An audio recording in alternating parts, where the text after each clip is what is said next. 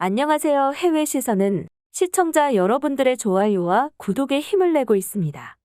우리나라가 끈기 있게 인내한 결과물을 드디어 세계 무대에 확실하게 보여줬는데요. 삼성중공업이 만든 세계 최대 크기의 컨테이너 선박이 그의 상징성을 나타냈습니다.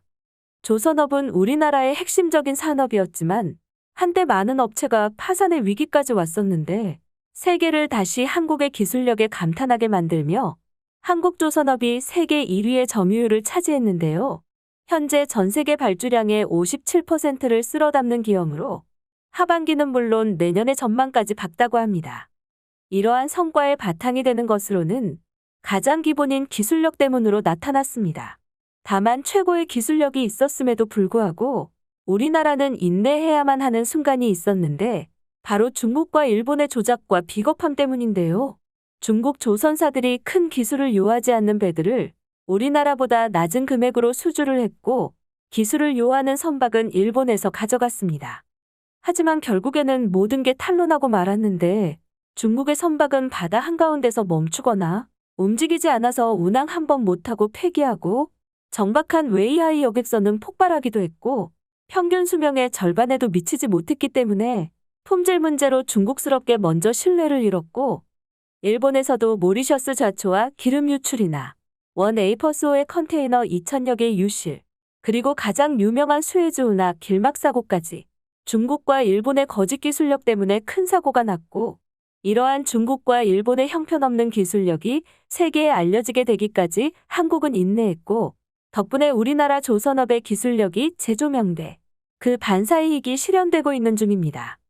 심지어 우리의 기술로 만든 세계 최대 크기의 컨테이너선이 일본이 만들었던 문제를 너무나 가뿐히 넘겨버리면서 전 세계가 더 이상 일본의 배를 찾지 않을 것 같다며 일본인들이 일본의 조선 산업이 한국에 의해 완전히 끝장났다면서 힘겨워하는 상황입니다.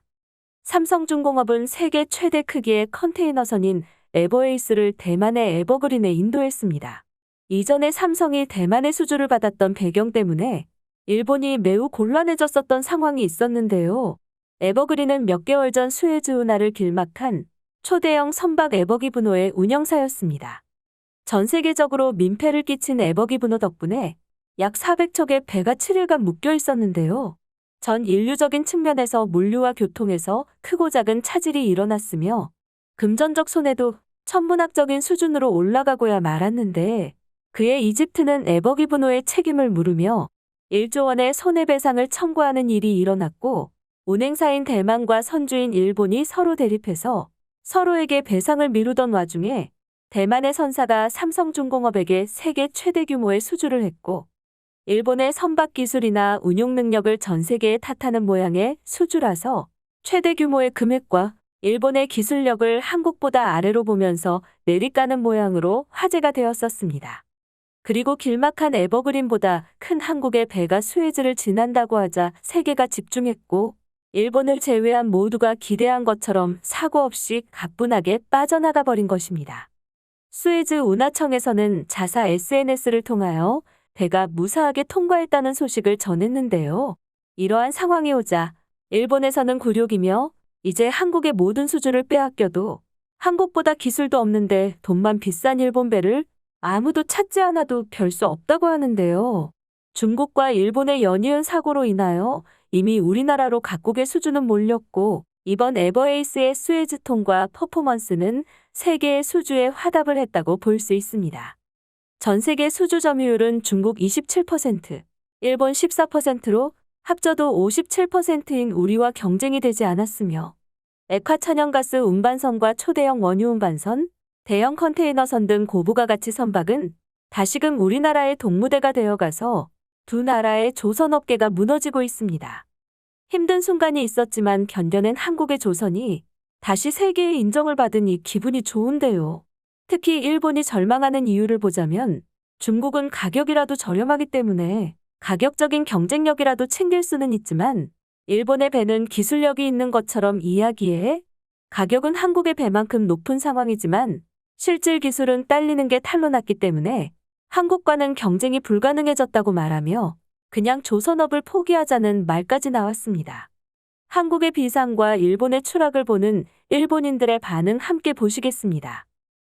일본이 조금만 더 품질과 기술에 힘썼으면 한국의 조선사들은 모두 망해서 파산했을 텐데 일본은 정말로 끈기가 없는 민족이구나. 한국은 결국 기회가 올 때까지 인내를 성공했다. 이제 일본이 인내할 차례가 왔는데 세금을 써가며 업체를 살리면 정말로 한국처럼 다시 기회가 올지는 의문이 든다. 차례차례 한국에게 정복당하는 기분이야. 물리적인 무력 충돌만 일어나지 않았던 거지. 실제 전투는 계속해서 발생하고 있는데 일본이 한국을 이기지 못한 것이 오래지. 왜 또 삼성이 이런 걸 하는 거야?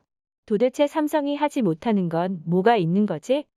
유일하게 삼성그룹과 대적이 가능한 것은 미쓰비시 그룹이고, 아직은 이기고 있지만 삼성은 세계적으로 좋은 소식들이 많은데 미쓰비시는 조작과 날조로 고통받고 있어. 곧 일본 최대의 그룹도 삼성에 지겠구나. 저 크기를 보니까 한번 타보고 싶다. 뭔가 바다를 호령하는 느낌이 들 것 같아. 한국의 배를 일본인이 타게 된다면 그 배는 타이타닉이나 거북선이 될 거야. 뭐가 되더라도 너는 끝장난다는 소리지. 이제는 대만 따위에게도 일본이 우스워졌다. 일본을 비난하려고 한국의 전 세계 최대 규모의 선박 수주를 하면서 자신들은 쏙 빠져나갔지. 대만이 예전처럼 친일이 아닌 것에는 동의해. 하지만 혐한이던 대만이 한국과 친한 것은 전혀 이해가 되지 않는 부분이야.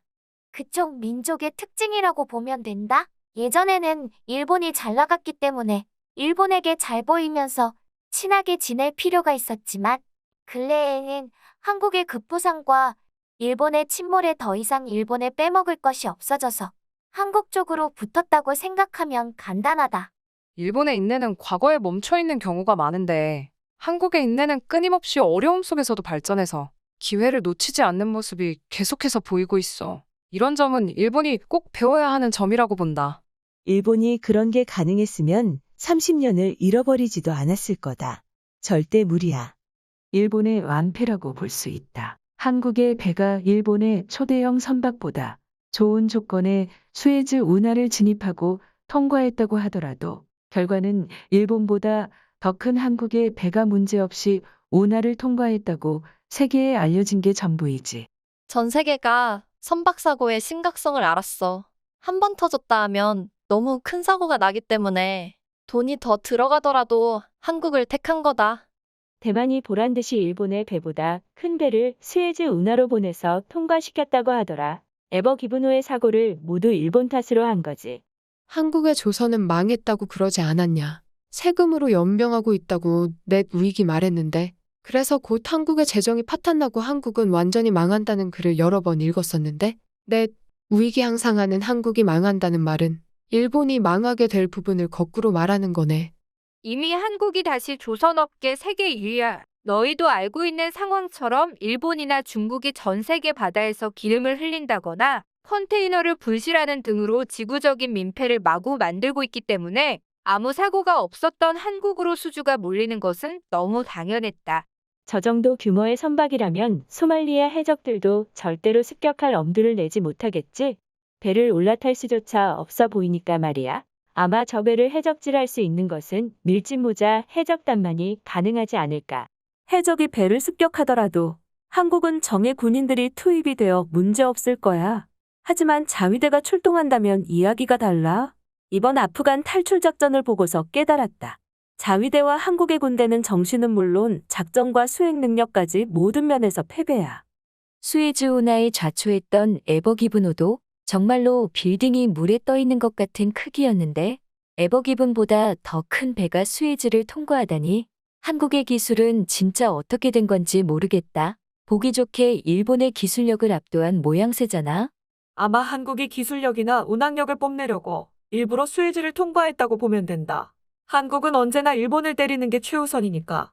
수에즈 운하 좌초 사건 때문에 이집트가 1조 원의 손해배상을 청구했었는데 일본이 세금으로 갚아야 한다고 했었다. 두 나라 모두 일본이 근대화와 발전을 시켜줬는데 전혀 은혜를 모르면서 서로 손잡고 일본을 때리네. 일본의 인접 국가들은 왜 제대로 된 나라가 없지? 일본은 아시아 모두와 사이가 나쁘다. 어쩌면 일본만이 문제를 가지고 있어서야? 일본은 확실히 과거를 청산하지 않았으니까. 대만의 회사는 회사명처럼 녹색을 좋아하네. 모든 배들의 색상이 녹색으로 되어 있잖아. 아마 회사의 대표는 시금치만 먹고 똥도 녹색으로 쌀 것 같은 생각이 든다. 이미 한국이 일본보다 돈을 더 많이 받고 있지. 거기에 한국의 조선업계는 돈을 더 많이 준다던데 한국의 조선 회사에 들어가는 방법은 없는 건가? 모두 한국에게 배를 주문한다면 일손이 딸릴 거잖아.